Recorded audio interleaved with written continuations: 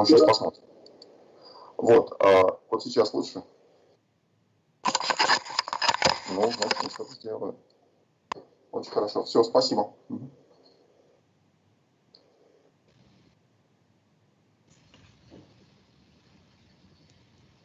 сейчас посмотрим.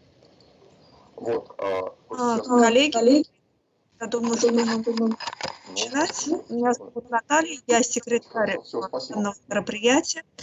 У меня техническая информация. Для того, чтобы послушать перевод, нужно открыть письмо, которое коллеги вам направляли ссылку на мероприятие, идти по ссылке перевода, открыть мероприятие, там откроется программа с приложением информации. Там нужно выбрать язык, и вы будете слушать перевод на том языке, на котором выбрали. На доклад у нас отводится 30 минут, далее последует вопрос. Наше мероприятие записывается. В связи с этим, кто не хочет, чтобы его изображение было записано, нужно будет отключить камеру. К сожалению, отключить видеотрансляцию мы не можем. Передаю коллегам Лилии Николаевне Вчеровой.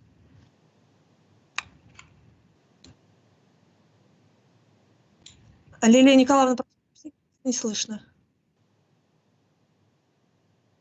Наташа, сначала передайте слово переводчикам, чтобы они повторили то, что вы сказали сейчас по-английски.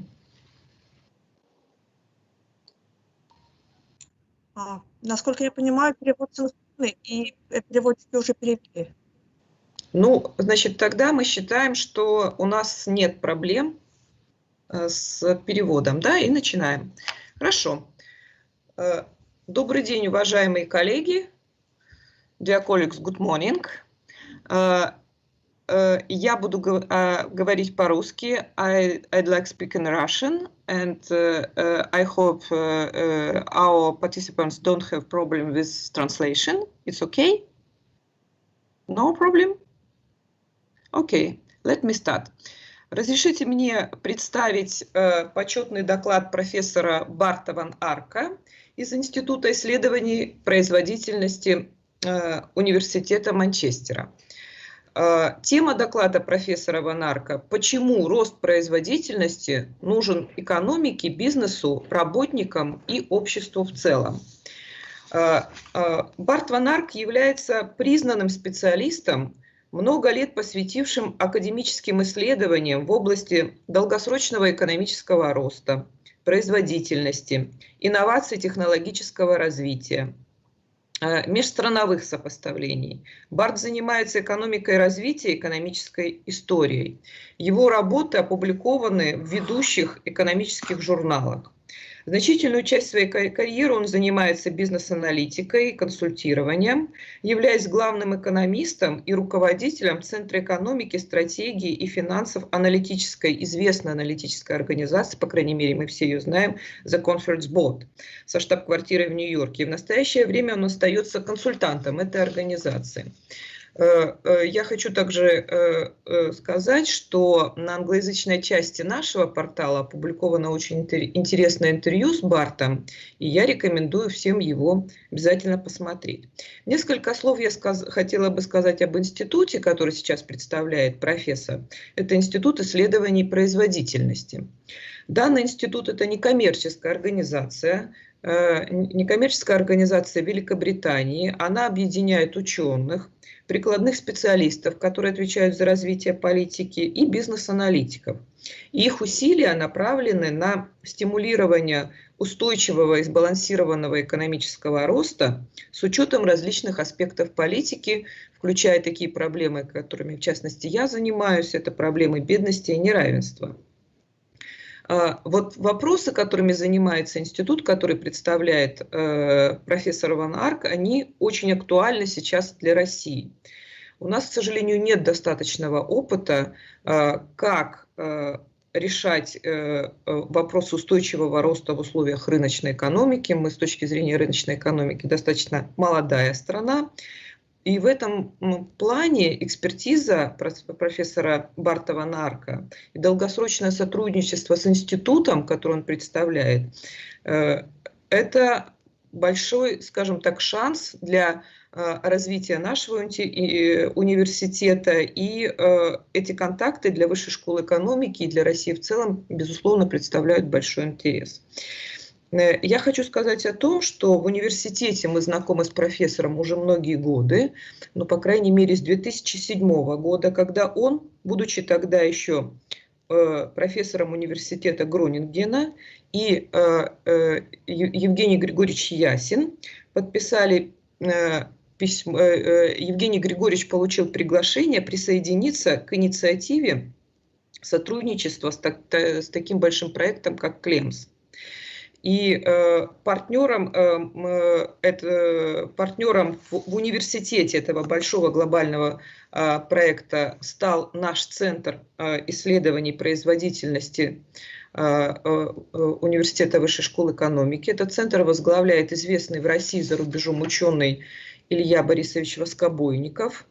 На протяжении многих лет этот центр сотрудничает с глобальным проектом КЛЕМС в части Russia КЛЕМС. И последние результаты этой работы были опубликованы в последнем апрельском номере журнала «Вопросы экономики», если я, Илья Борисович, не ошибаюсь, да? И также они были представлены на круглом столе «Производительность труда и российский человеческий капитал. Парадоксы и взаимосвязи» в одноименном докладе апрельской конференции.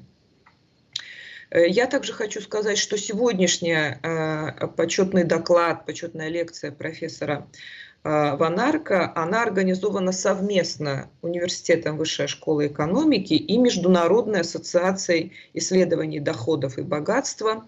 Профессор Ван Арк лидер этой организации, один из лидеров.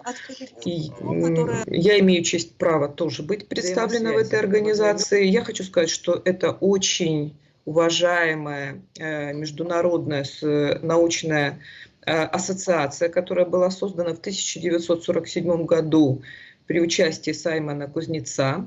Она объединяет экономистов, статистиков, которые изучают доходы, богатство, неравенство, экономический рост, производительность. И Высшая школа экономики является единственным на территории бывшего Советского Союза институциональным членом ассоциации.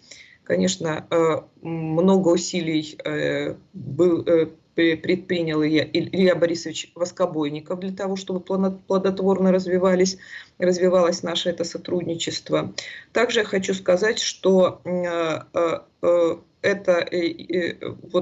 работаем в этом направлении наряду с ведущими международными исследовательскими и аналитическими центрами, такие как Всемирный банк, УС, МВФ и рядом крупных университетов и статистических служб.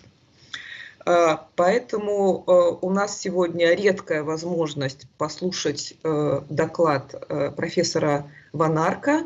Барт, я представляю вам слово, и мы с интересом сегодня послушаем ваш почетный доклад. Спасибо большое, что согласились участвовать в нашей конференции и нашли время для того, чтобы сегодня выступить.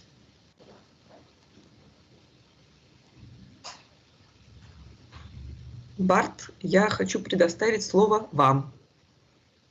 Okay, very good. I'm happy to start. Good morning, everyone. And first of all, thank you so much for inviting me for your annual International Academic Conference. I'm very happy to be part of that.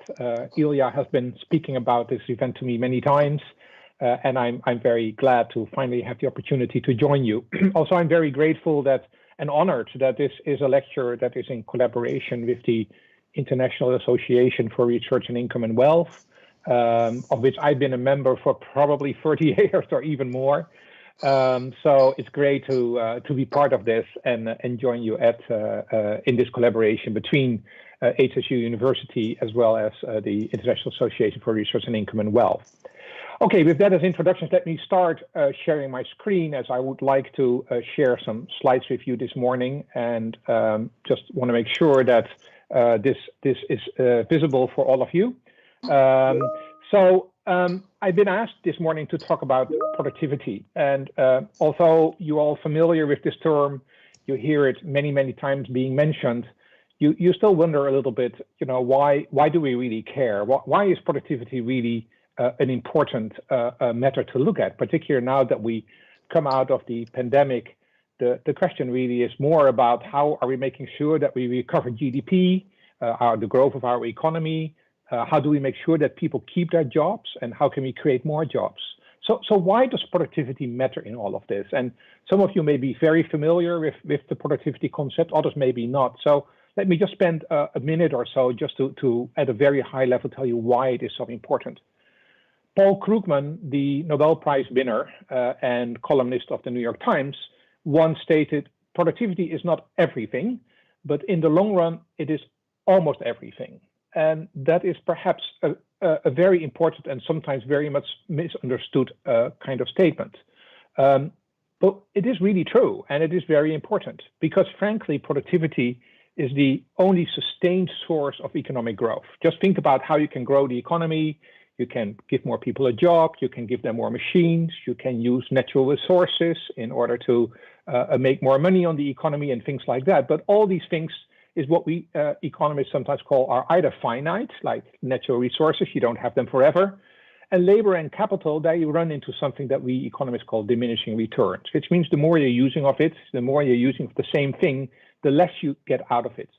The only way by which we can make sure that we continue to create more returns on all these inputs in our economy is to make sure that these inputs become more productive. So that's why productivity is the only sustained source of economic growth, because it helps us to make labor, capital, material and services inputs and natural resources more productive.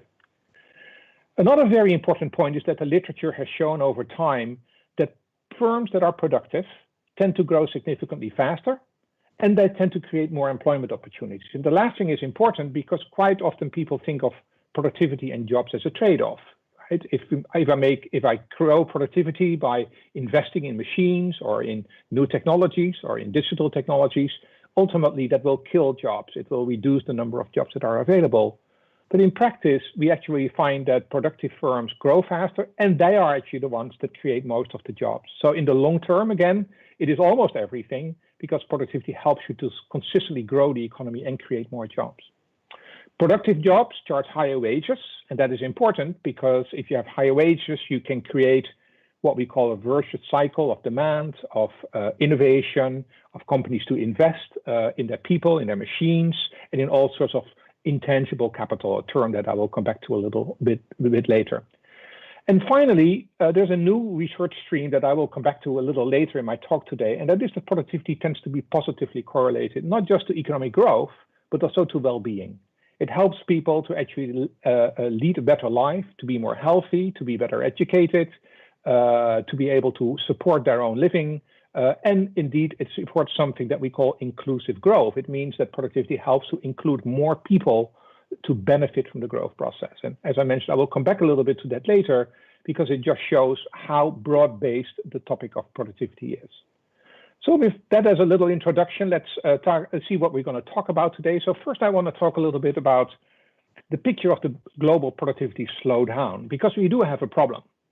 As important as productivity is, we also have seen over the past 15 years or so, productivity globally to slow down very significantly. So the growth rate of productivity has been going slower and slower and slower. And this is really a global phenomenon. We have seen it in Western economies, in US and Europe. We have seen it in many emerging markets. We have seen it even in China, which has shown a significant slowdown in its productivity growth. So what explains that slowdown in productivity growth? And then we'll dive a little bit deeper into a puzzle. And the puzzle, of course, is that how can it be that productivity is slowing down at a time that we feel that we have more technology on our hands than we've ever had before, particularly digital technology, which has been driving much of our growth performance in recent years, has been incredibly important and is very, very widely used. And you would expect that new technology is actually helping you to significantly improve the performance of productivity. So there's a productivity paradox, and that is that despite all this new technology, we haven't seen productivity recovering and growing faster. So why is that? Thirdly, I will go into the question of the day, and that is now that we are working ourselves through the pandemic and hopefully leave this behind us sooner rather than later, could the pandemic be a tipping point, a starting point of a new era of productivity growth? Could it be that we come out of this crisis and that we're actually able to recover ourselves on the basis of technological change? So obviously we're in the middle of it, so I will only be speculating a little bit on what the post-recovery, the post-COVID-19 recovery might do to productivity growth. And then finally, as I said, I want to come back to this topic of productivity and well-being and why it is such a broad-based concept and why it is important that we pay attention to this. So with those as introductions, let's start and just take a look at some of the numbers. I do have a couple of slides this morning with some numbers in it, so I'll be taking you through this carefully so that we sort of understand what the issues are that we have at hand. In this slide, we are looking on the left-hand side at a very simple number. It's called labor productivity growth for the world as a whole. So it's a growth rate of output per working hour in the entire global economy. So all output in the economy produced divided by the growth in all number of total working hours. And what you can see here is indeed what is called this global productivity slowdown. You see how during the 90s and the 2000s, productivity growth rates globally were around sort of between 2-3%, sometimes even well over 3%. And then since the mid-2000s, and particular since the global financial crisis, we have seen that the productivity growth rate is gradually beginning to slow and is currently at around 1.5%. And this translates 1-to-1 into GDP growth, right? If your productivity growth rate of labor productivity is now 1.5% instead of 3%, it means that your economy is growing by about 1.5% slower every year. Those are annual growth numbers. On the right-hand side, you see a little bit the numbers smoothed out. Productivity tends to be very volatile from year to year. So it's sometimes better to understand the picture if you smooth this out a little bit over time. There are different techniques to do that. And you can again see the big blue line here that is indeed, the big blue line here that you can see is picking up a little bit in the 1990s and 2000s to the kind of 3% that I was talking about, and then gradually beginning to slow down to 1.5%. If you look at mature economies or advanced economies, you can see that slowdowns again starting sort of around the early 2000s and then begin to slow down. And mature economies, so this is basically all the OECD economies, are growing at only about 1% labor productivity growth. And then finally, when you look at all the emerging markets, you see that actually had a really good ride until the mid-2000s, but then the slowdown started. And Russia was a bit more volatile. We'll come back to the reasons why this is. Of course, coming out of the Soviet era gave the economy an enormous boost. Then the rise of oil and gas prices helped the economy, the liberalization of the economy. But then again, since the mid-2000s, the Russian economy has joined this slowdown that we're seeing around the world. And today, productivity growth in Russia is about what the average of mature economies is as a whole, and significantly slower than what many other emerging markets in the global economy are showing us. And obviously, I'll come back a little bit to that a little later. So let's dive a little bit deeper into what is causing this slowdown. And one good thing to do here is to basically think about dividing the growth of the economy up into the growth of labor productivity, which is and the growth of employment. So here on the left-hand side, again, for the world, let's just look at the world as a whole at the moment, you can see how global economic growth has slowed down and how much that slowdown is explained by the slowdown in productivity, right? You see that the growth in terms of employment, so the number of people, the growth in the number of people employed, didn't change dramatically. It slowed a little bit because of aging of populations around the world, but the slowdown is really driven by that slowdown. The slowdown of the economy is really driven by that slowdown in labor productivity growth. We see the same thing in Russia. Here's on the right-hand side, you see the specific numbers for Russia. Sorry that the chart isn't saying that. And you can again see that in the case of Russia, productivity was, an important driver of growth in the earlier part of the period here. But that again, since the 2000s, it started to slow down quite significantly. So what are the causes of this growth slowdown? And there have been many different explanations for why productivity has been slowing so much. And there is not a single answer to it. There are some things that I believe are much more important than others, which I will come back to in a minute, particularly having to do, of course, with technological change and innovation, but there are other reasons as well. So one important reason, obviously, is the slowing that I already showed you in terms of growth in the emerging markets. A lot of emerging markets, especially China, but also Russia, had a lot of catch-up potential, as we call it. They could catch up in terms of growth with the leading economies in the world, and they did a lot of that during the 1990s and the early 2000s. But you cannot catch up forever. Once you get slightly closer to the frontier of the global economy, the growth rate is going to slow down, and certainly that is one reason, especially in the case of China, why we have been seeing a slowing global growth. China is now accounting for about 22% of the global economy, and its growth rate of productivity is probably about only a quarter of what it was 2 decades ago. So you can understand that that has a big impact on the global economy.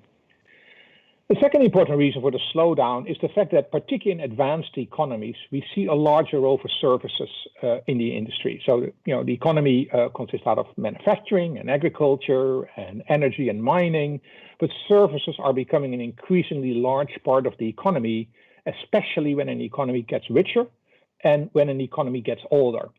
And those two effects, demographics and the rise in wages, have led to a rise in what we call low productivity personal services. So it's a lot of services out there that we're using every day.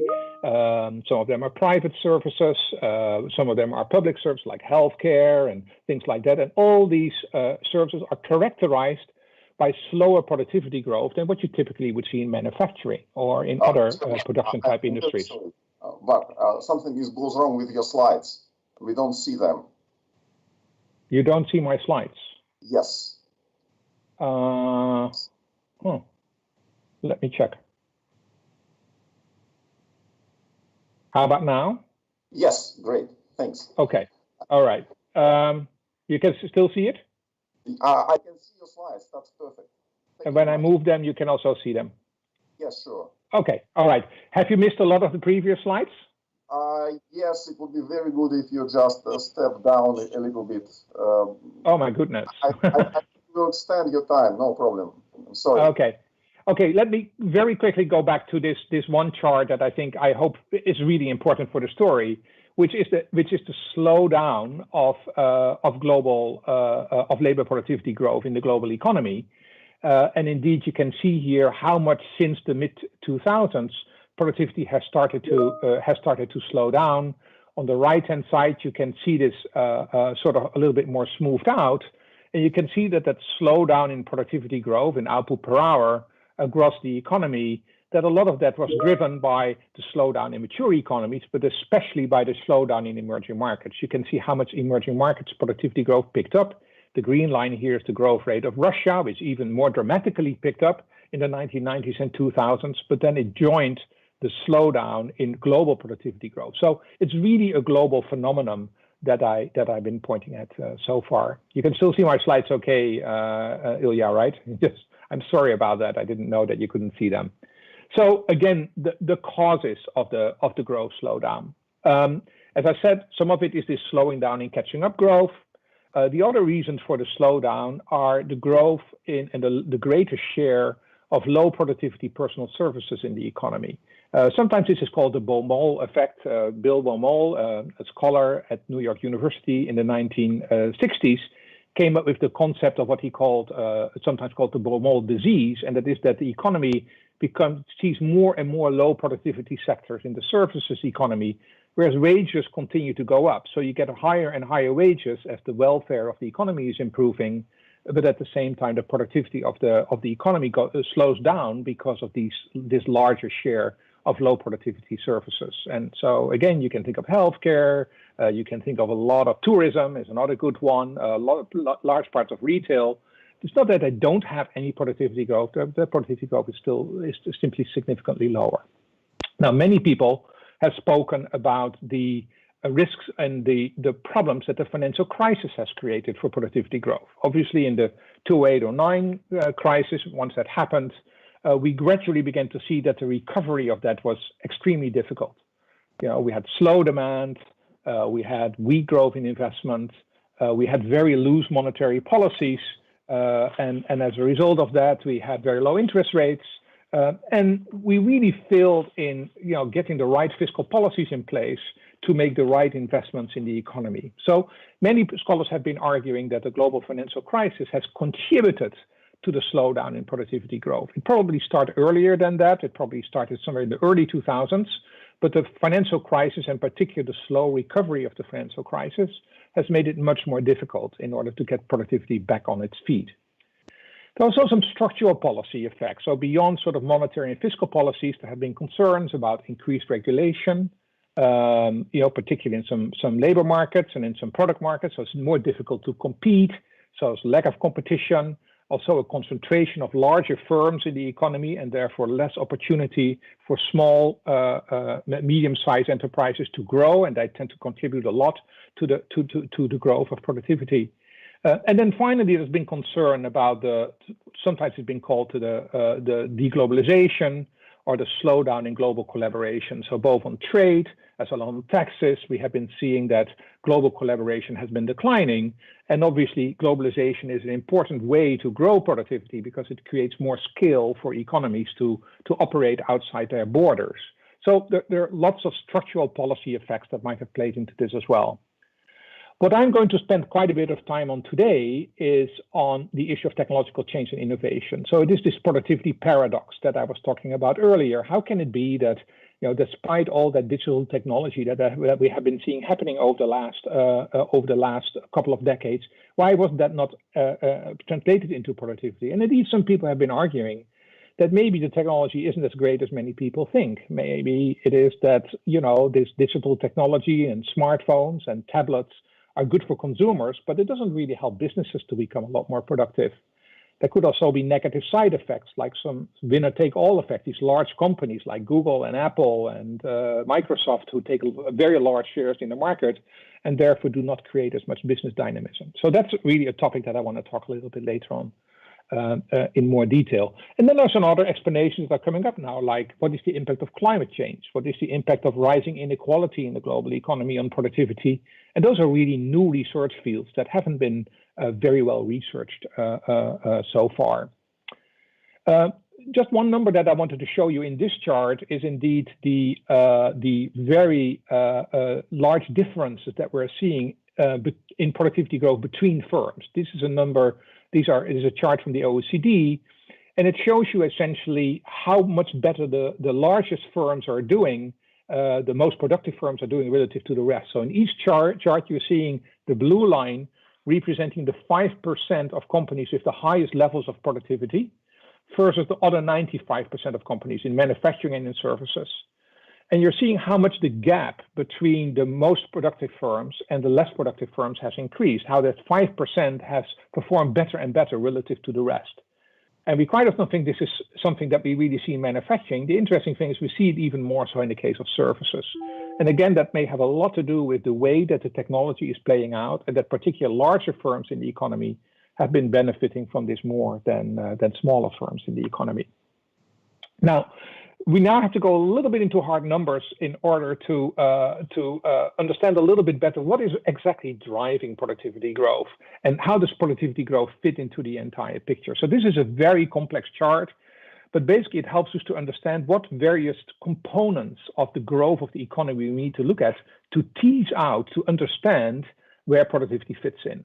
So here you look at a very long-term figure. This circle is just representing the growth rate of the global economy, so it's the overall global GDP growth from 1995 to 2019, so it's 25 years. And the growth rate over that was on average 3.2% per year. And the way that we now can apply techniques, this is called a growth accounting technique, is to basically decompose that growth into contributions of the inputs into that GDP growth, because that helps us to understand the productivity portion of it. So you can see that of that 3.2%, about 0.5% is coming from what we call the growth in labor quantity. So this is basically just the growth in hours worked of workers around the economy. It's generated by increased workforce participation, more people being part of the workforce, a decline in unemployment. But actually, as an overall picture, it's a relatively small part of the overall growth rate in GDP. Most of the growth in GDP is coming from growth in capital, investment in physical capital, machinery, equipment, in infrastructure, and all those kind of things. That accounts for about 1.8, so more than half of the overall productivity growth rate. Of the overall GDP growth rate, I'm sorry. So these two sources, labor quantity and capital quantity, they together are almost accounting for 3/4 of the growth rate of the economy. So in the end, it really is important that we do create more jobs, that we do invest in machinery and equipment. It's a very important driver for economic growth. However, the green portions is what I would call the sustained portions. Remember that I started this talk by saying that productivity is the only sustained source of productivity growth. And that's really what the green part is talking about, the qualitative sources of growth. And they really come into two parts. One is improvements in labor quality. So this is really improved in the educational attainment of the workforce, better use of the overall labor supply. There's an improvement in the quality of capital. So it's not just adding more machines, but it is adding more productive machines with higher returns. So for example, the shift to digital machinery and digital technology has been very important as a driver of the improvement in capital quality. And then there's something that we call total factor productivity. It's basically the rest of the growth rate of the economy and how much that is driving overall growth. And that includes things like innovation, regulation, the impact of regulation, collaboration and ecosystems and everything else. Now you can see again that overall sources of these qualitative sources of growth contribute about 1/4 of total GDP growth, but total factor productivity growth, and that really is related to the slowdown that I was explaining, actually has become a relatively small part of that overall story. So that's why that productivity slowdown is so important. We can get that qualitative growth by investing in people, by investing in better machines and equipment, but ultimately we also need to get that total factor productivity growth coming from it. So we can break this down by individual countries and regions. So I'm not going to spend too much time here, but you can see on the left-hand side here, you can see the world economy. And again, it's the same numbers as what I showed you just a minute ago, but now broken out in different sub-periods. For mature economies, it's obviously lower. For emerging markets, it's higher. But you can see overall how that green part has been declining over time.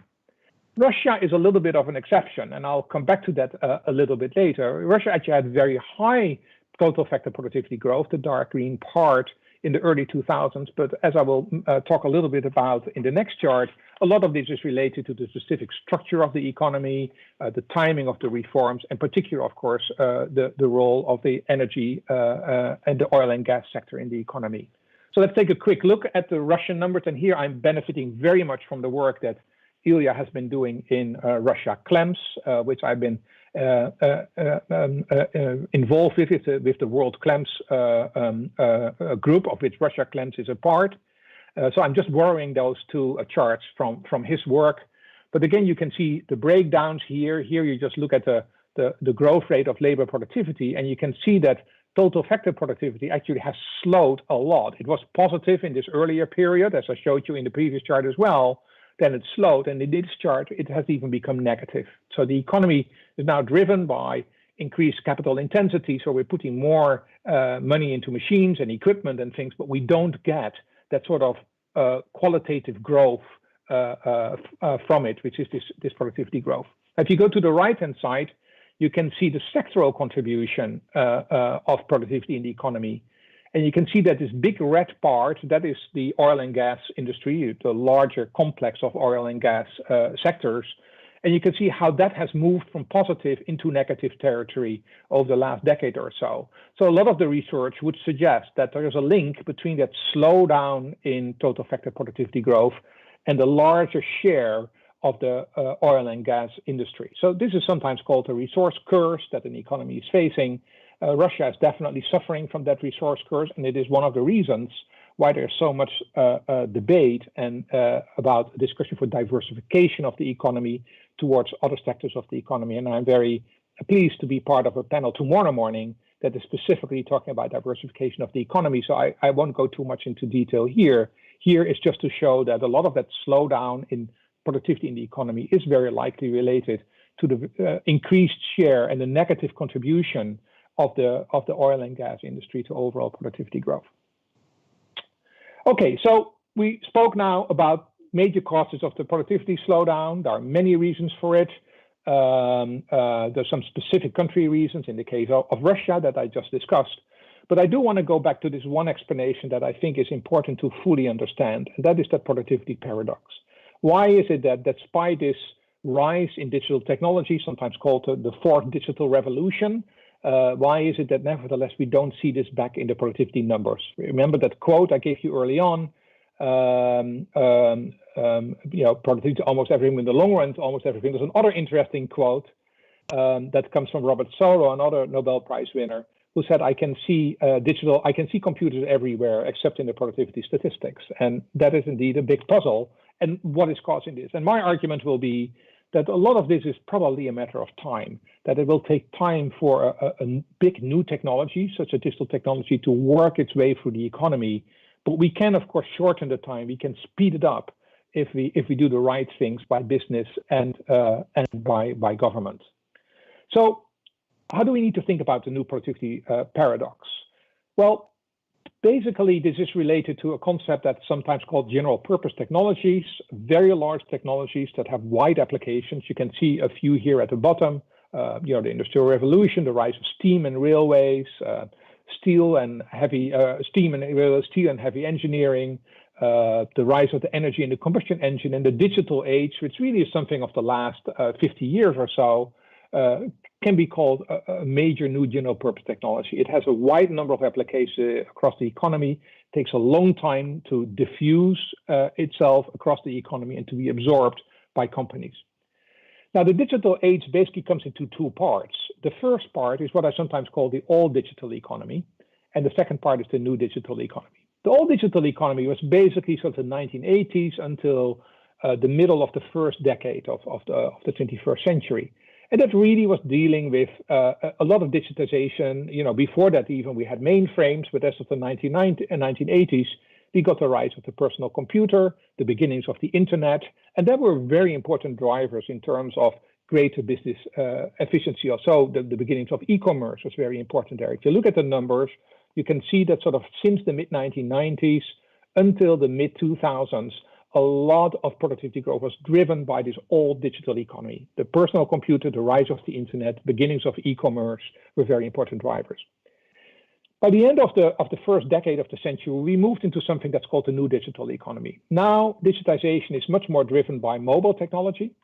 So the switch to cell phones and tablets, ubiquitous access to the internet. So internet wasn't something that you would just get through your hardwire, but it will be everywhere in wireless. A shift towards cloud, a lot more content being stored in the cloud rather than on your individual computers. And then, of course, more recently, in the last 5 to 10 years, the rise of artificial intelligence and robotics.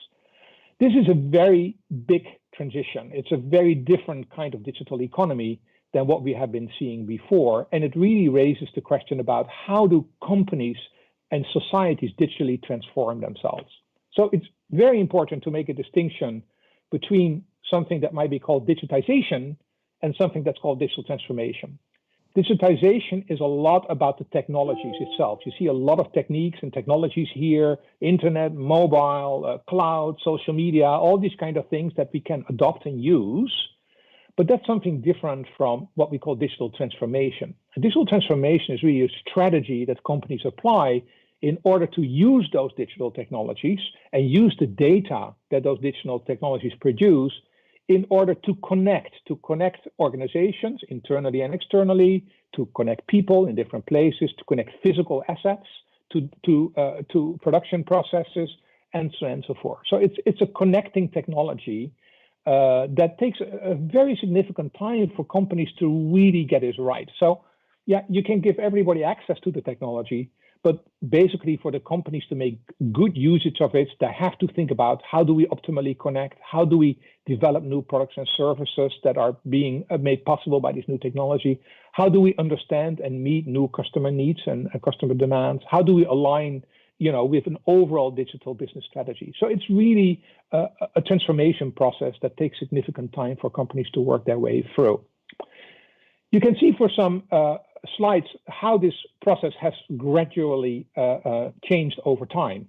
One very important part of the new digital economy is the increased emphasis on the use of digital services. So instead of investing massively in computers and in equipment, the investment or the spending on digital services, databases, cloud services, and all those kind of things have become much more important. So you can see in this chart for just 3 countries, the United States, the UK, and Germany, you can see how the intensity of investment from the traditional IT investment in machinery and equipment has changed to a greater use of digital services. So you can see all those countries moving to the left-hand side, less investment in the hardware, more investment in the software, in the databases, in cloud, and everything else. The timing of this is slightly different. These numbers are not updated. This is a study that I did back in 2016, but the process has just continued that IT services become a lot more important relative to IT assets. We also see at an industry level that companies are industries, this is an industry level comparison, industries that invest more in IT services are also industries that show faster productivity growth. So you can see a positive relationship here. Industries that have an increased intensity in IT services, make more use of these cloud services and software and everything, see faster growth in their labor productivity growth. A very important other aspect of IT services that it goes together with other investments that companies do. And this is the concept of intangible assets. I talked about this a little earlier. And that is that there is what's very important in this new digital economy, that it's indeed not just the investment in the hardware, it is the investment in the IT services and some other assets that are important for companies that are complementary to the investment in IT services. Most important is what we call innovative property. Of course, first of all, software and databases, but also research and development, other kind of development costs like industrial design and new financial products, for example, that are being produced. And then a third category, which is very important, which is called economic competencies. And these economic competencies include, for example, branding and customer development, development of new business models that I talked about earlier, that are important, improvements in organizational practices and management models and the way that people collaborate in organizations. So these intangible assets are very closely related to the rise in IT services. In this chart, again, these numbers are for the United States, you can see how the change in services intensity, so the rise, the increase in the use of IT services has gone together with an increased use of intangible assets. Those industries that were big users of intangible assets were also industries that were showing large increases in IT services. So the digital transformation really is a matter of a shift of IT investment in IT assets into an investment in IT services and a rise in the so-called intangible assets rather than the typical tangible assets like machinery and equipment. So those are no short changes, and it takes no simple changes, and it takes considerable time for companies to actually make this work. And that's why we're probably in the middle of this era of the productivity paradox, that while companies are using those new technologies, are beginning to invest, it takes time before they're going to see this translated into their productivity estimates. We've been doing a lot of work at the conference board, but also now at my new institute, the Productivity Institute, on how do various industries then contribute in the digital age. And this is a somewhat complex chart, but essentially what we've done here is that we try to look at three segments of industries. Industries that are producers of new technology. So for example, electronics and optical equipment and telecommunications and IT and information services. There are the red part in those bars that you're looking at. And you can see in the United States, for example, labor productivity growth to a very large extent was explained by this growth of IT production. So the Googles and the Apples and the Microsofts of the world, they're based in the United States, and they contribute a lot to productivity growth. It's a relatively small sector of the economy, IT production. It's only about maybe 10% of the economy, even in a place like the United States. But it tends to contribute more than half, up to half in the earlier period and more than half in the second period to overall productivity growth. The second two parts of this bar are basically 50-50 industries being divided into intensive users of digital technology, IT services and IT investment, and less intensive users. So the green parts here is the 50% of industries that are using IT assets and IT services more intensively versus the 50% of industries that are using it less intensively. Now, we see two things here. There's good and bad news here. Obviously, the bad news is that productivity has slowed down, as we have seen before, and that's also been true for the most intensive digital using industries. You can see in Europe, it's sort of stayed around the same, but in the United States, in the UK, you can see how the green part has become significantly smaller. So that's the paradox. The paradox is that despite all this technology, the 50% biggest investors didn't really accelerate their productivity enough. The good news is that despite the overall slowdown, the share of digital intensive using industries, so the share of the green in the total has increased. Just look at the most recent period, with the exception of the United States, where IT production is very important as a driver of productivity growth. In Europe and in the UK, it's actually the IT intensive users that are the most important part of the productivity growth that's left. So good and bad news. Bad news is, yes, productivity has slowed, also in intensive digital using industries, but intensive digital using industries have been doing better relative to the other components of the less intensive digital using industries.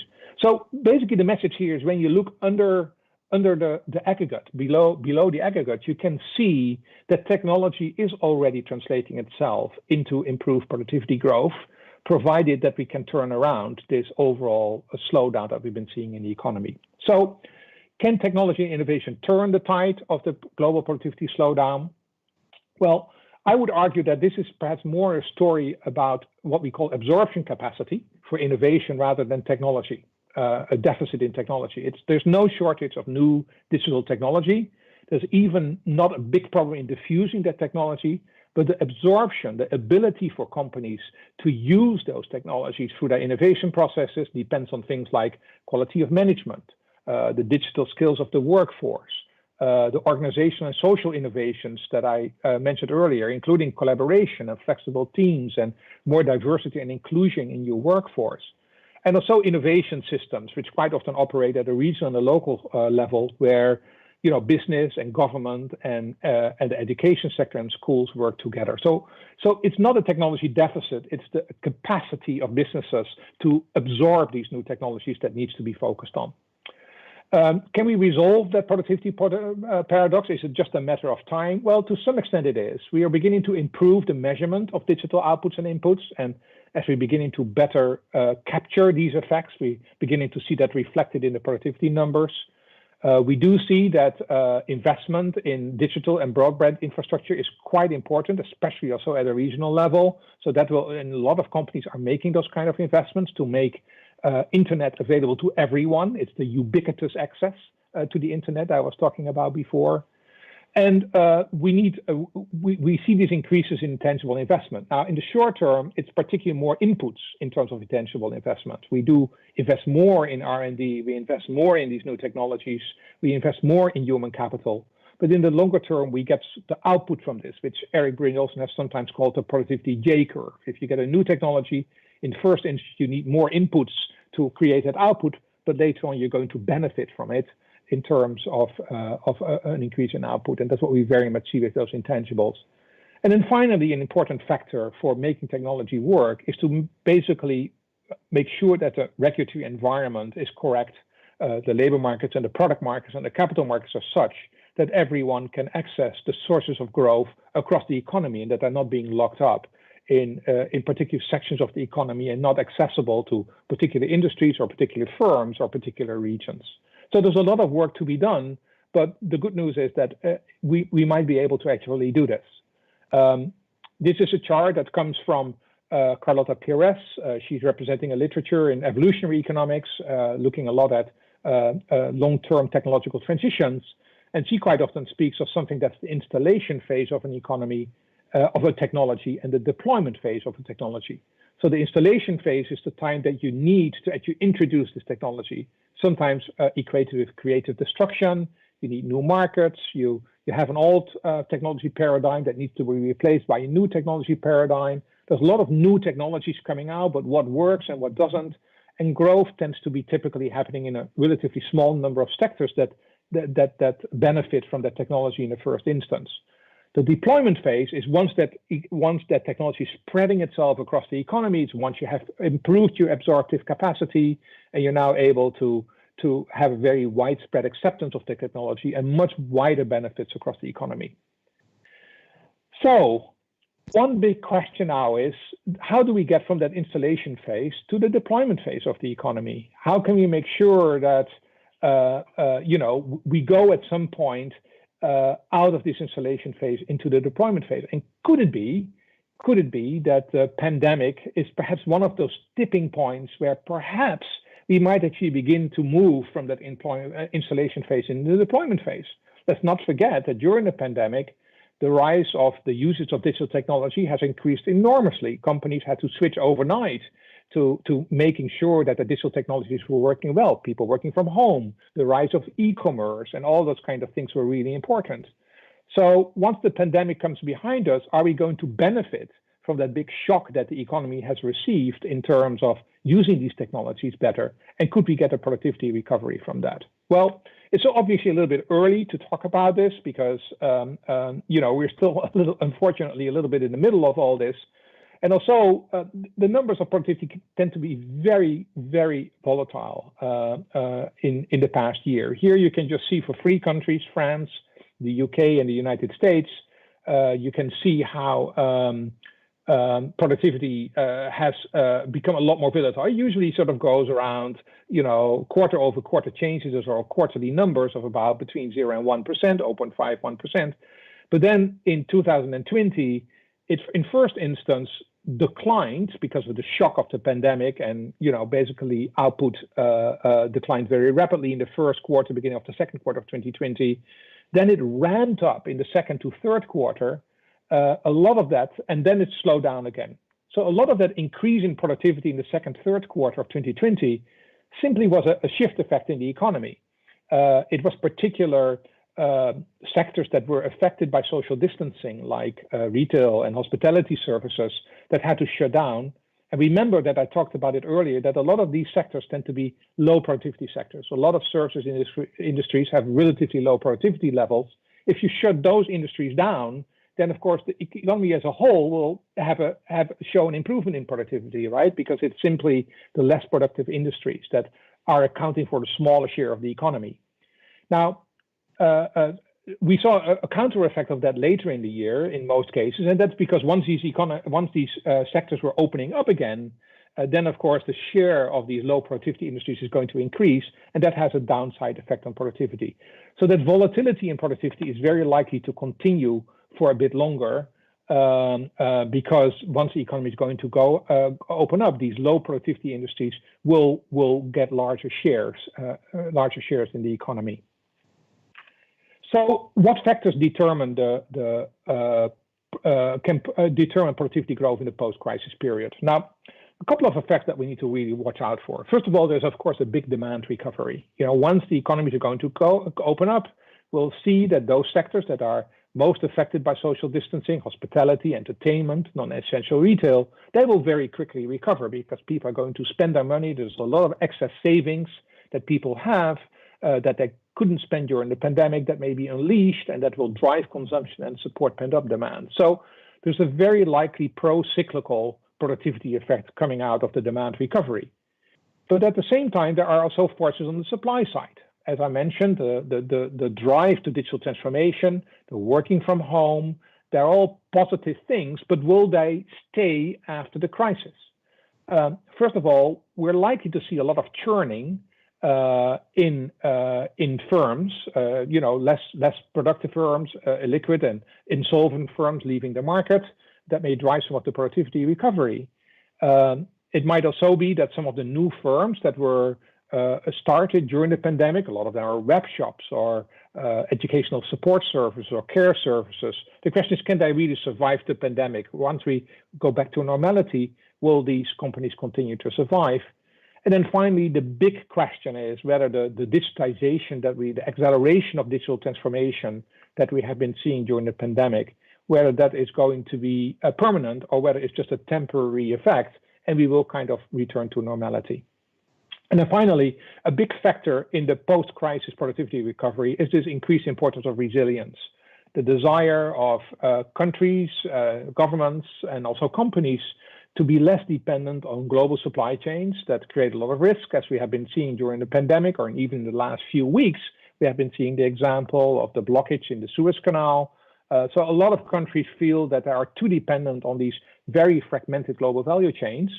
But these global value chains were there for a reason. They were very good vehicles to raise productivity around the global economy. So there's a big question about whether the increased importance of resilience is going to be a good thing for productivity, making good use of technology, or whether it could perhaps be a negative because countries and companies are basically moving more inwards and not making good use of the benefits of globalization.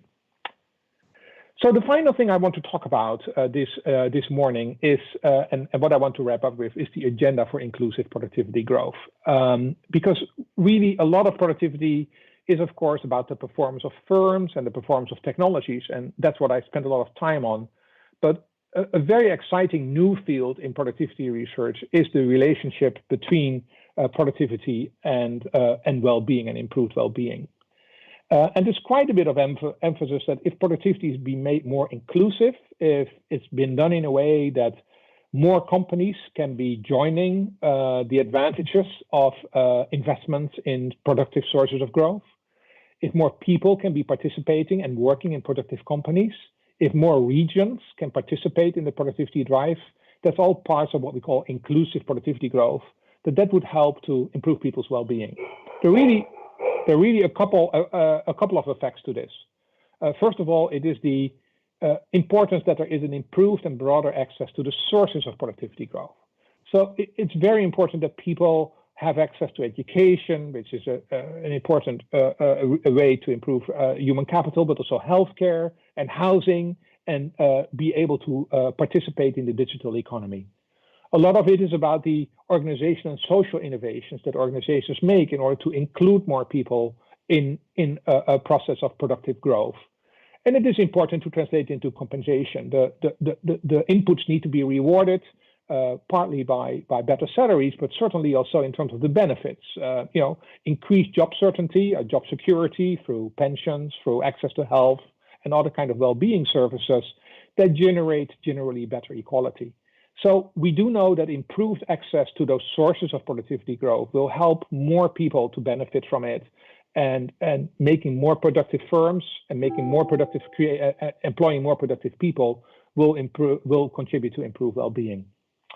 We also know that good jobs, high quality jobs, are jobs that tend to have positive outcomes on productivity. Again, this is an exciting new research field. I'm just quickly flashing up this slide.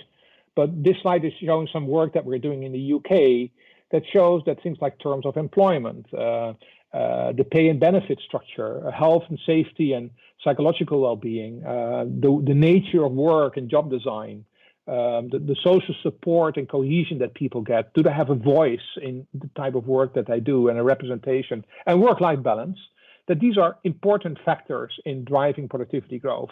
The results that we're looking at the research at the moment are mixed. It's not a very clear cut case in all respects, but all the research seems to be pointing in the direction that this broader thinking about quality of jobs is an important driver for productivity growth. So good jobs of high quality is an important part of the inclusive productivity growth story. And then finally, it's important to deal with regional deficits. There are very large differences in productivity across regions, and that's certainly visible in Russia as well. There's big agglomeration effects, so the richest regions attract the more productive businesses, and that's a sort of self-reinforcing effect, and other regions are falling behind. Now, not every region has to be exactly the same, but it does turn out that there are things that we can do about it. Of course, there are differences in sector structure between regions, but once you control for that, you do see that sort of just the density of growth resources like skills and finance and business climate, they matter a lot. If we just create more ways that people can access education and finance and a healthy business climate in those regions that are falling behind, it will make a lot of difference for productivity growth. A lot of emphasis has to be on diversity and continuity in the supply of education across regions, and has to be done in very close collaboration with the business community. So those are really important things to drive an inclusive productivity agenda. So let me wrap up. What do we need to do to create a productive productivity agenda? What is it that we can do? Countries do not have a department of productivity growth. Productivity is across policy domains. It affects different parts of the strategy of a business. So it's really about what is the optimal mix of policies and strategies to make things work. And there's a lot that I mentioned in my presentation this morning. But one way to think about it is in terms of timing. What needs to be done first, and what are things that we need to get focused on in order to get the long-term effects? So in the short term, I would say that a lot of emphasis has to be on facilitating the transition out of the COVID-19 crisis to limit the damage to productivity. We've seen these very volatile productivity numbers. Can we now benefit from this new technology in order to drive ourselves to this deployment phase of the technology? Or are the inequality issues, are the different ways that regions and companies are benefiting from this, are they going to be an inhibitor to the productivity recovery? So thinking about smart policies to guide ourselves out of this pandemic is going to be very important for whether productivity is going to pick up or continue its path of long-term slowdown. In the short to medium term, so the next 3 years or so, it's very important to focus on this absorptive capacity for digital technology. As I said, it's not so much that we have a technology deficit, it is that we have a deficit in the absorptive capacity for these new technology innovations. A lot of this is around skills of management, skills of the workforce, but it's also about the regulatory environment that makes it possible for new firms and new business models to grow in the economy. In the medium and long term, so now you talk about the next 5 years or so, we really need to begin to develop an agenda that is not just focused on productivity, but also on sustainability. I didn't talk much about this. As I said, tomorrow we'll have a panel around diversification in the economy, away from energy and mining towards a more diverse, but probably also a more eco-friendly kind of agenda. But it is obviously an important part of the story on how do we mitigate climate risk, how do we facilitate this transition to non-fossil growth, and how do we diversify the economy? And what does that do for productivity? So thinking about productivity and diversification is very important. And I'll talk a little bit more about it tomorrow in our panel on this topic. And in the long term, it really is about inclusive growth. A big failure in improved living standards. So an inclusive growth model that translates productivity into well-being across the population is something that we can definitely do. Now, finally, can we do it? Yes, if we look at our own productivity projections, it's very hard to look at projections of productivity in the longer term, but you can see how this green part in the case of Russia was very important and could actually return. It probably will not be as big as it was in the early 2000s, but we could see a recovery in total factor productivity growth. This is not a forecast, this is a projection on the basis of doing the right things in terms of investing in productive resources in productive sources of growth. And with that, I am done with my presentation. Going to end my slideshow, and I'm happy, of course, to take some questions and have some comments from all of you. Thank you.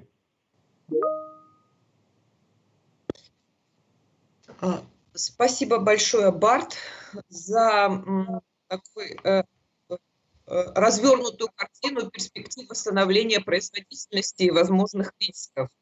Я с вами согласна, что пандемия сильно изменила нашу жизнь, и она стала толчком к развитию цифровых технологий и вообще к цифровизации. Я смотрю чат, я смотрю за руками, пока я не вижу вопросов. Вот, но есть уже там вопрос от Александра Соколова в чате, поэтому, Барт, если можно, просмотрите этот вопрос. Я вижу руку Ильи Борисовича. Можно, воспользовавшись правом модератора, я задам два своих вопроса. Первый вопрос, он сказали о том, что большие компании оказывают более высокую производительность.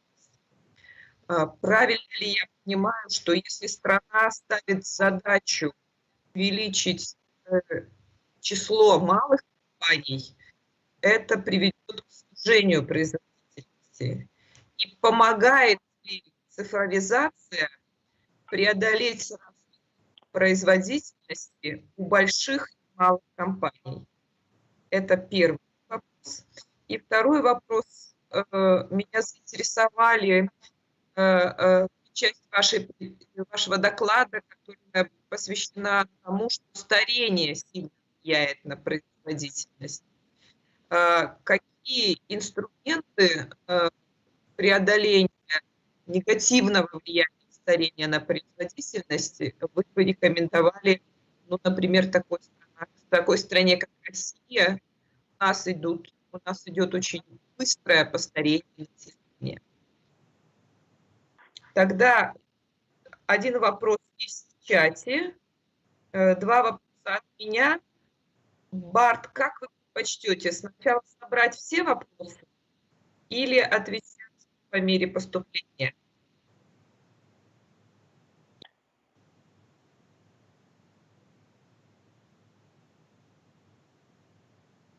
Барт, вы меня слышали?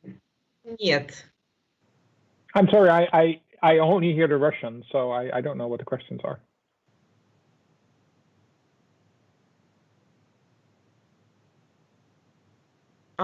Прошу прощения. Ilya, we cannot hear you. Тогда давайте. You see the question in chat. Yeah. From Okay. Alexander Sokolov. I see one question. Yes, Maybe I see start that. from this question after Ilya have some question for you, and after I present my question in English. Okay. Okay, very good. Okay, no, I do see the question from Alexander Sokolov, so thank you for that. Yeah, there is, as I mentioned during my talk, a big question of the productivity paradoxes. Do we actually measure it well? Do we measure, I refer to the statement that the paraphrasing of Robert Solo's quip at the time, you see computers everywhere except in the statistics. Now, it might just be a matter of time, as what I said, but it might also be a matter of just measuring the right thing. The story about productivity measurement is very complex. Think about productivity in terms of the numerator, which is your output growth, and the denominator, which are all the inputs that are going into it. So talking about the output growth first, a lot of it is about, are we measuring GDP in the right way? It's basically a monetary concept of the value of production of things that we can measure. But there's a lot of production that we produce, intangible output, that we're probably not measuring very well. And a lot of that is, for example, in the services sector of the economy. Now, statisticians have made huge improvements in trying to get to better measures of productivity in the services sector of the economy. So I do think that we're picking up on that quite significantly. But there are new challenges. For example, how do we measure the value of free content that people can access online? Now, it's not entirely free content because all that free content is paid for quite often by marketing and advertising, but nevertheless, only indirectly. Directly, people are not paying for that kind of content. It's quite often not properly measured as a part of GDP. There's quite a bit of research going on trying to make good measures of what would be the value of access to the internet, what is the value of access to all these new kind of digital technologies. There have been experiments about if you have to give up your smartphone for a month or 2 months, how much are you willing to pay? How much do you want to be compensated in order to give up your smartphone for a period of time? So there's quite a bit of work around this to try up with to come up with better measures of output. There's also a big question around the measurement of negative output, particular climate impacts, and how do we include such measures into the measurement of GDP? So that's on the output side. On the input side, the denominator, the question is what are we exactly going to include? Is it just labor and capital? How do we measure the quality of human capital? How do we measure the value of education? How do we measure the value, the quality improvements of new machinery and equipment? And should we include other types of capital? For example, natural capital. Should that be a part of the equation? And should it be included in the work? So a big measurement agenda here. We should definitely begin to think about widening that growth agenda. The only thing that I would say there are two groups of people here. One group of people are excited about this topic and want to improve measurement, and we are part of that and trying to come up with these better measures. And it's much part of a discussion on the overall improvement in the measurement of output and well-being. And there's a group of people who say, give me confidence that this is not really the big problem. And here I would say, even with all these measurement issues that we're seeing, the productivity slowdown is not going to go away. We do know that the measurement problems are not that large that we would say it's just a measurement problem. There is not a problem. Productivity growth is growing very well. We're just not measuring it very well. Unfortunately, that's not the case. I think even in an extreme assumption of on measuring the value of output and inputs, we still see that productivity slowdown happening. So that's the first question. Second question is, to what extent the slowdown of absorptive capacity of economies to innovation global, is it novel in the long run? No, I don't think it's novel in the long run. The historical studies tend to show that it always takes considerable time for technology to spread itself across the economy. And one of the ways that a lot of scholars have thought about this is basically saying, well, when steam was introduced back at the time of the Industrial Revolution, it took about 80 years for the entire economy to benefit from steam technology. When electricity was introduced in the beginning of the 20th century, it took about 40 years before we had an electric grid that everybody could access and use. When the combustion engine was introduced in the middle of the 20th century, it probably took about 20 years before we were going to make full usage of combustion engine technology. And in the case of digital technology, the period of diffusion might only be 10 years or maybe 5 years or even less than that. I think actually that's misleading, because although it is true that technology spreads itself much faster across the economy, it doesn't mean that therefore companies are easier to absorb it. In a way, it's been a bit of a tsunami, a big storm that has come over companies with these new technologies. And I would argue that the new digital technology, mobile and ubiquitous access to the internet, AI and robotics, is much more difficult for companies to absorb than the old digital economy, which was the rise of the PC and e-commerce. That was much easier for companies to do. So I think absorptive capacity is something that always takes time. It's not automatically shortening over time.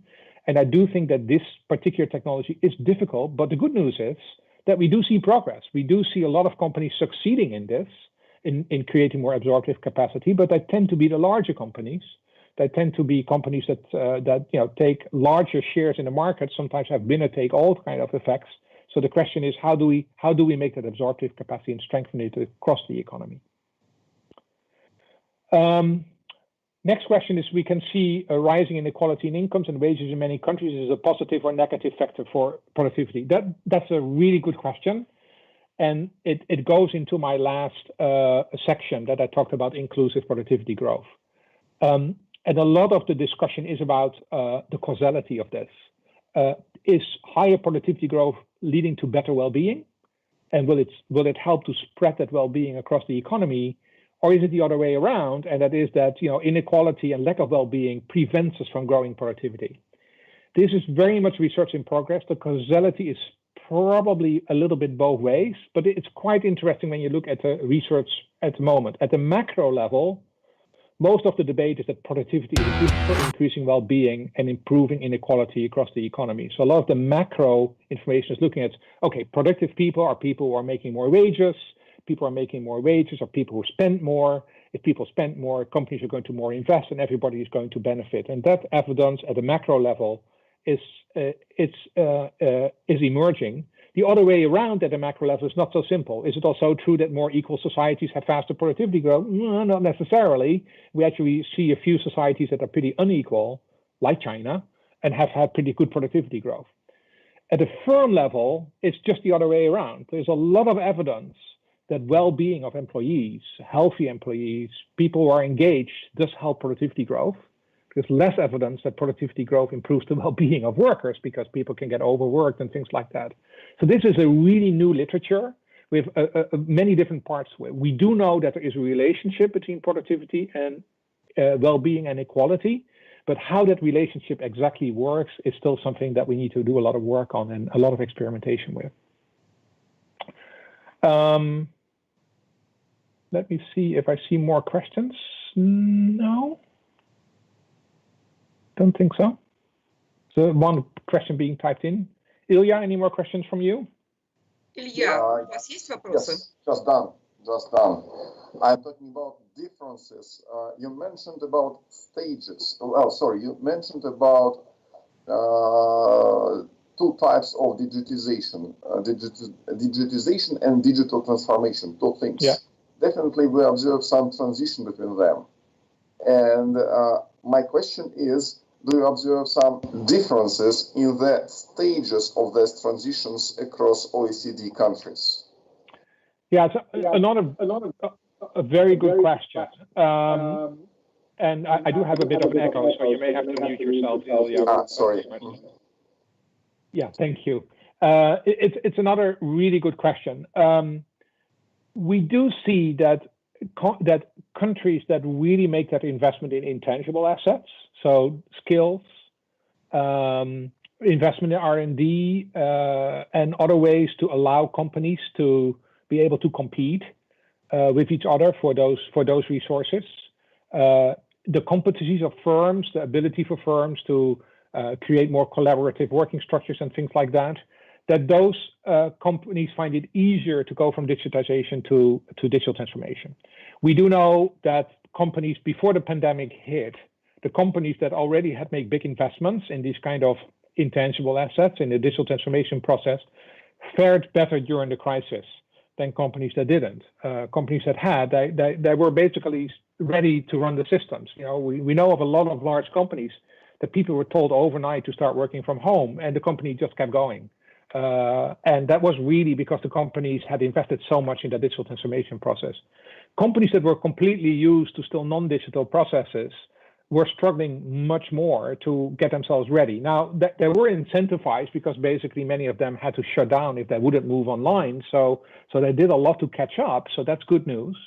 But yeah, these investment in intangible assets are really important. Policy implications for that are, as I think I mentioned before, for policymakers to really make sure that there is room for companies to access these intangible assets, and also people and companies. So access to education, access to training, access to regional innovation systems, building these collaboration structures between business, government and schools at a regional and a local level is really important. You can do productivity top down.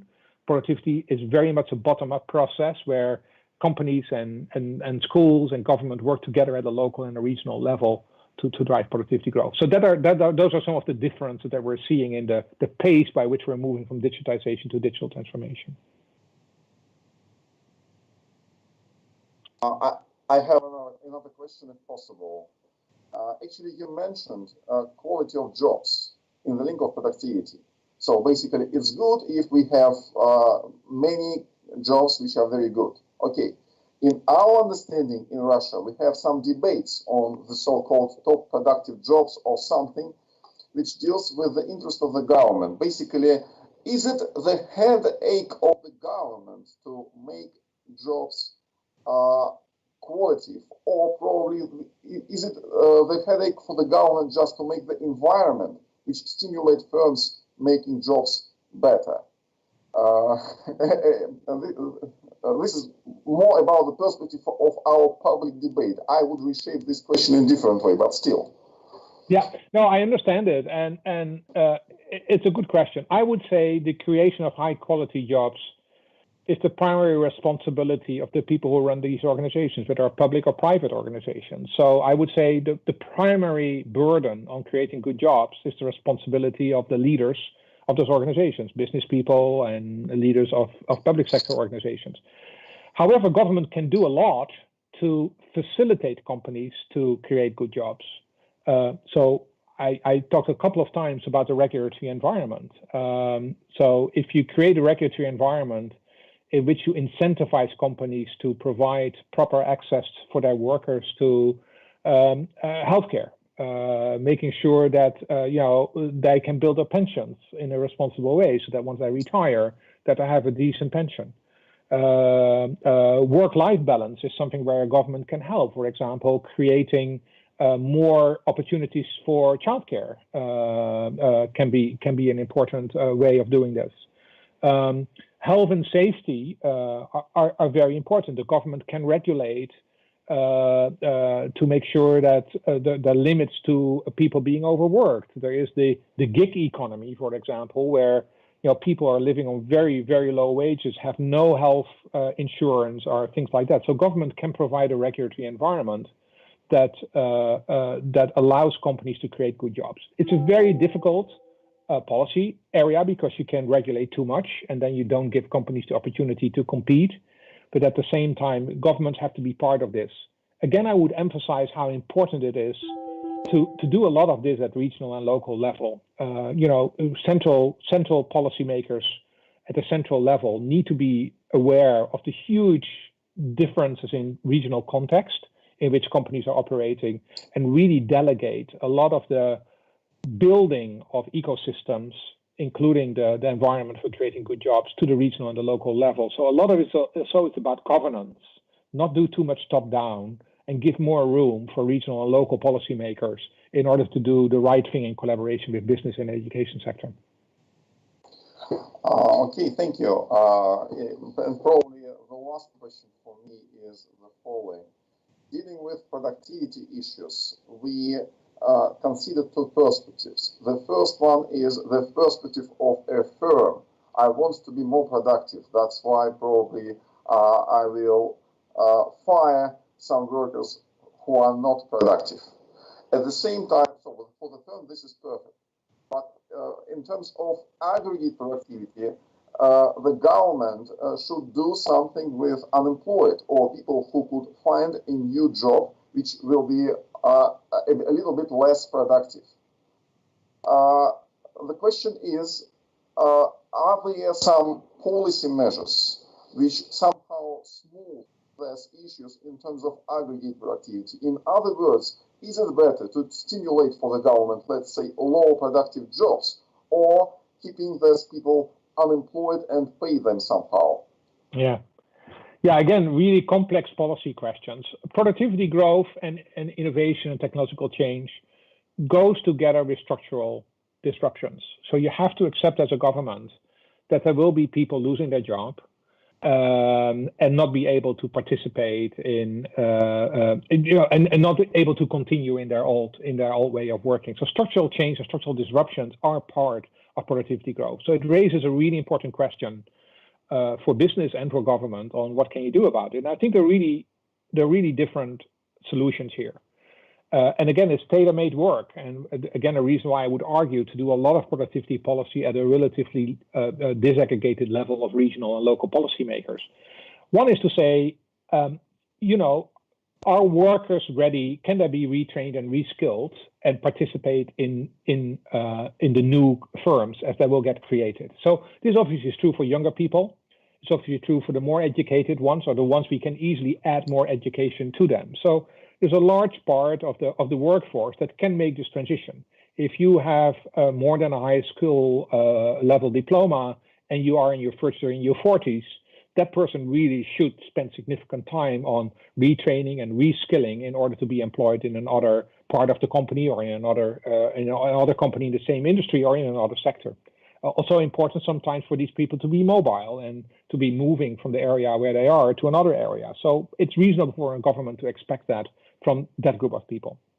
There's of course also a group of people that may not have the skills to easily participate in these new, very productive companies. It goes to your question, is a low productivity job okay? Well, a low productivity job is better than no job, I would say. So yes, low productivity jobs are there almost by definition. As I mentioned before, a lot of services jobs are low productivity jobs, and there's nothing wrong with that. I mean, having these jobs is fine, provided that people can make a decent living on these jobs that are not being exploited and things like that. But so not everybody has to be an Einstein. I mean, we still need to have other type of work as well. So low productivity jobs are okay as long as it does not kill the opportunity to also create more productive jobs. And then finally, there's a group of workers that are older workers that will not be easily to be reskilled, and that's a group that from a societal point of view, and I say this carefully, is a cost. I want to be careful about this because those are valuable people who quite often contribute a lot to the economy before. But you need to have decent pension systems and a decent healthcare system for those people to still lead a good life, which in an aging society is a big challenge. So it's a long answer to a very complicated policy puzzle. There's no single solution. There's no silver bullet to solve the productivity issue. It creates a lot of questions about how to deal with different types of workers over time. And we need to make sure, again, at a regional and local level, to do the best in order to give an opportunity for everybody to benefit from that nationwide or regional productivity growth performance. Okay, Bart, thank you very much. Lina Nikolaevna, you are in charge as a chair. Thank you, Bart. And I have two small questions. And first of them, as you present in your presentation, the large company have a higher productivity. How digitalization helps improve the productivity of small business, small company? Do you have some? Yeah, very important, because small, medium-sized enterprise in general is behind, although there are startup companies who've been doing very well in the digital economy, but most incumbent small digital enterprises are struggling more. Now, one way for them to be part of this is to become part of supply chains and to participate at regional level or at national or even international level in supply chains. So small, medium-sized enterprises, to the extent that they can be part of supply chains, can benefit from this, because once you're part of a supply chain, you deal with your customer and your supplier, you can benefit from their technologies and their organizational innovations and their digital transformation process to accelerate and improve your own digital transformation process. So that is one thing. Now, there are other small companies that are not part of supply chains. If you're on a restaurant, and you're not part of a supply chain. However, you can still do a lot in order to improve the performance of your company.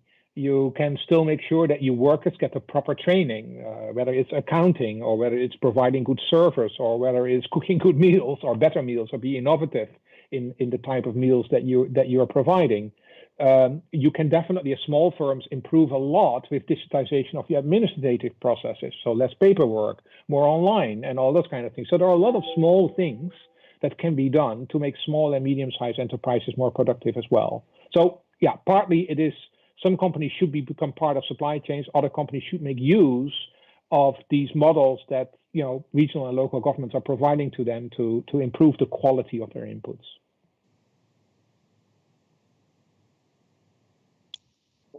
Well. Okay, thank you. Great. Yes. And second question, how you reduce the risk of aging of productivity, because today the aging is a very important problem. Yeah. So actually, it goes back a little bit to my earlier comment. On the one hand, it's true that some older workers will not be able to reintegrate it into new firms, in more productive firms, and we will have to find a way to facilitate and transition those workers into a decent retirement. But that cannot be the entire answer. We also see that because of increased average life expectancy, people get older, and therefore they will need to remain part of the workforce longer if they can. Companies can do a lot to make that happen. And quite often companies still think that if I let an older worker go, there will be a new one coming back. And that's not necessarily the case anymore, particularly not in aging societies like Russia and other societies in Western Europe, where we see aging really becoming an important part. So it is really important for companies to make sure that they keep all the workers engaged. And if you want to do that, you have to take account of the fact that, their work pressure may have to be less than for a younger person who's in their 40s. Those people may need to work part-time. It may need that you have to think more about health and safety of your workers. So companies need to invest in that. And I think they haven't done this for a long time because it was a luxury. They could think, any kind of older worker can go and, a machine will replace them. And the point that I'm trying to make here is that that's not the story. The story is that ultimately we need all those workers with good skills, and we need to try to keep them engaged longer. The other thing I would say on older workers is that there's quite a bit of literature suggesting that older workers actually are really good for the diversity of the workforce. Diversity of workforce is important in terms of gender, men and women, but also in terms of younger and older people. Older people have more experience, some of that experience may be outdated, but the experience can still be relevant for younger people to understand what works and what doesn't work. So good collaboration between older and younger workers is something that benefits companies. So yeah, there are important topic and there are possible solutions here that companies and governments can work on together. Thank you.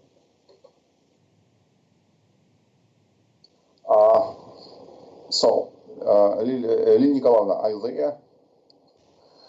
Dalia. No. Please. Okay.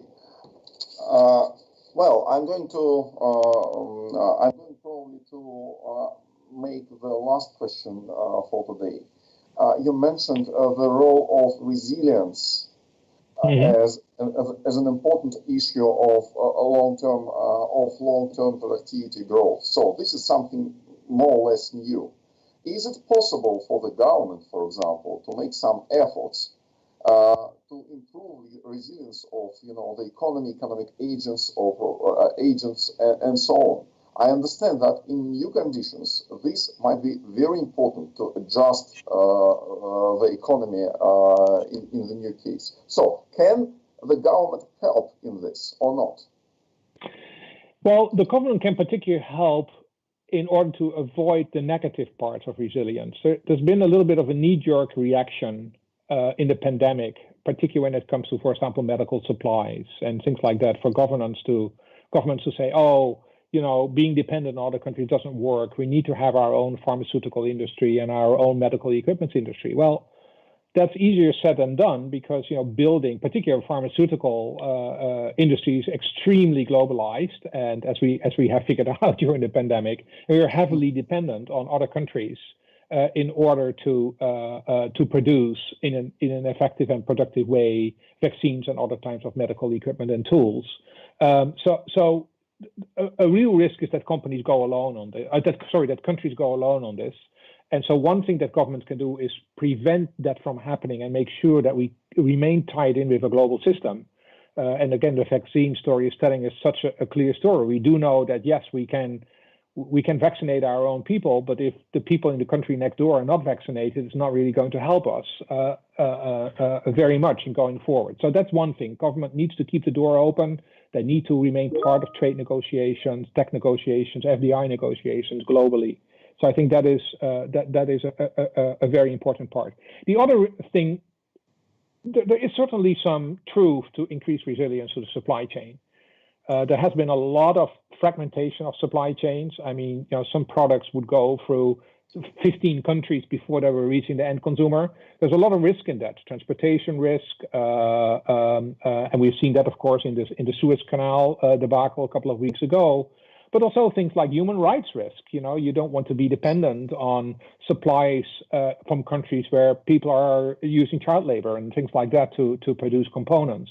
So it's understandable that there is an end to the amount of fragmentation in supply chains that you can do. And certainly with the new technology, you can actually bring more parts of production together. If you look at the automotive industry, for example, it was very fragmented. Now you have technologies where a car can basically produce nuts to bolts in one plant in the Midwest in the United States, for example. So technologically, that also may make sense. So there's definitely some reason for improved resilience, but leave it to the private sector to decide where these opportunities are. And then finally, the last thing, at sort of a broader sense, not just related to the vaccines and to the pandemic, but more generally, the move towards protectionism, deglobalization, will not help the productivity recovery. We globalized the global economy over the last 20 years at a time that productivity was really increasing. So you can see how strongly related globalization and productivity growth were. Countries going back on their own turf, whether it's China or Russia or the United States or the European Union, is not going to be a good thing for productivity growth. So I think, to your question, what can governments do to stimulate resilience is particularly not do the bad things, but try to support companies to do the right things. So we're not going to do mistakes. Another big issue is actually what should be done with the fact that sometimes green policy and productivity acceleration somehow go against each other. So sometimes somehow there is a dilemma between green policy and productivity, probably. But this is another big issue. This is something about the public consensus or public understanding of importance of green policy. But am I correct that for you as a person who provides some advices, green policy in productivity, I mean, green policy means that you could calculate potential slowdown of productivity if the government would insist on this or that type of green policy, or not? Well, a good starting point indeed is to start to measure the impacts of climate change and the benefits of the movement towards green technologies better. So there's a lot of measurement issues around it, and it's a very important agenda that we at the Productivity Institute are also engaged with. So there's definitely big measurement issues around this. But beyond that, I think it's really important to think about the productivity impacts of the green agenda. Fossil fuel industries have very high levels of productivity. So moving away from them at an aggregate level can have a negative impact on your productivity performance. If Russia leaves these very high productivity level companies alone and moves away from them, it might actually impact productivity, the productivity level of the aggregate economy. But that's a very short-sighted view, because we also see that productivity growth in fossil fuels is declining very rapidly. So you want to invest in industries that have more future growth. Now, green technologies are not necessarily, so non-fossil fuel driven technologies are not necessarily creating a lot more productivity. So we shouldn't take that as a given. We have to really think about how can we make sure that, again, green technologies get absorbed by companies. So it goes back to absorptive capacity in the same way as we were talking about digital technology, to make sure that it also helps companies to become more productive in these green technologies. Scale is going to matter a lot. We do know that providing non-fossil fuel through the grid is a challenge. It's much easier with fossil fuel. So building a new grid through which non-fossil fuel energy resources can be distributed is going to be very important and a critical driver of productivity. So there's a lot of work to be done there, but that transition to the green economy is not a given to be a good thing for productivity growth. So we need to do a lot of hard work to strengthen innovative capacity and absorptive capacity there. Well, at least we are in a position to say that some costs in productivity are temporary, and you could provide a broader perspective for what goes on once some green policy measures will take place. Yeah. This is also important. Lilia, I'm going to close the lecture, or I will do it for you if you want. Давайте я, Илья Борисович, скажу несколько слов в конце.